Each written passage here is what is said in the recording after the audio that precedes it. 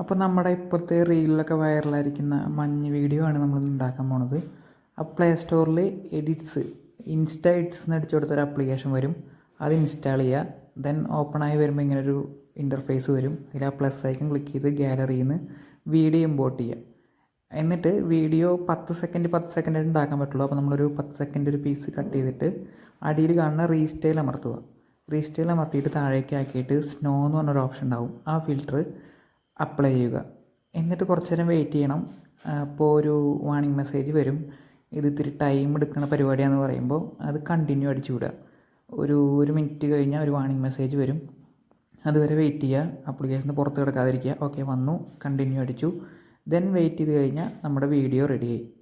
So ഇതാണ് ഇപ്പോൾ വൈറലായിക്കൊണ്ടിരിക്കുന്ന ഇൻസ്റ്റയിലെ മഞ്ഞുള്ള video. അപ്പോൾ നമ്മുടെ വീഡിയോ വെറുതെ ഇട്ട് കൊടുക്കുക.